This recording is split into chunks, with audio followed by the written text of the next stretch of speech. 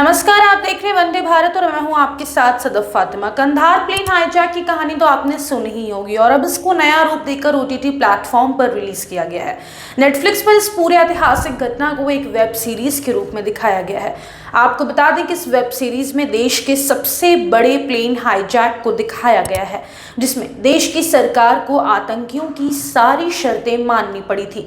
विजय वर्मा, नसीरुद्दीन शाह, दिया मिर्जा समेत कुल 113 किरदार से सजी इस सीरीज के ट्रेलर ने पहले ही समा बांध दिया है। वह 8 दिन भारत के लिए कितने भयावह थे, इस सीरीज में वही दिखाने की कोशिश की गई है। लेकिन वेब सीरीज की रिलीज के बाद अब इस वेब सीरीज को लेकर बॉयकॉट की मांग की जा रही है।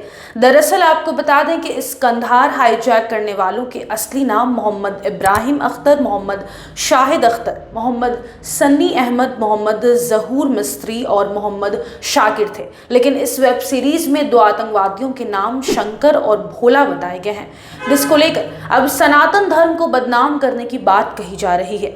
इस वेब सीरीज की जमकर आलोचना भी की जा रही है। वहीं आपको बता दें कि सोशल मीडिया हैंडल पर कंधार प्लेन हाईजैक का जमकर बहिष्कार किया जा रहा है और मांग की जा रही है कि इस वेब सीरीज के निर्माता को इन आतंकियों के नाम तुरंत बदल देने चाहिए। साथ ही सबने बॉलीवुड को सनातन धर्म का दुश्मन बताना भी शुरू कर दिया है। एक तरफ कुछ लोग इसे तुरंत देखने के लिए सोशल मीडिया पर इस वेब सीरीज की जमकर तारीफ करते हुए नजर आए, तो वहीं दूसरी तरफ कुछ यूजर्स ने इसे तुरंत बैन करने की बात कही है। इस वेब सीरीज के निर्माता अनुभव सिन्हा हैं, जो कि हाल के ही वर्षों में उन घटनाओं के साहसी इतिहासकार के रूप में उभरे हैं जिन घटनाओं ने भारत के विचार को खतरे में डाला है। मुल्क से अपनी पहचान बनाने वाले अनुभव ने आर्टिकल 15, अनेक और भीड़ जैसी मूवीज में सामाजिक राजनीतिक रूप से वंचितों की आवाज उठाई। दूरदर्शन पर एक्शन से भरपूर सीहॉक्स के लिए आज भी याद किए जाने वाले इन अनुभवी निर्देशक ने इस हफ्ते IC 814 the Kandahar hijack streaming के क्षेत्र में कदम रखा है। यह कहानी है 24 दिसंबर 1999 की, जब प्लेन में बैठे उन 155 यात्रियों को अपनी जिंदगी और मौत के लिए लड़ना पड़ा था। काठमांडू से दिल्ली आ रही एयर इंडिया की फ्लाइट में 176 यात्री सवार थे। इस विमान में आतंकवादी भी यात्रियों के वेश में चढ़ गए थे। जैसे ही विमान भारतीय वायु सीमा में घुसा, हाईजैक्स अब पूरे विमान को कब्जे में ले लिए। बता दें कि आतंकियों का इरादा प्लेन को अफगानिस्तान ले जाने का था।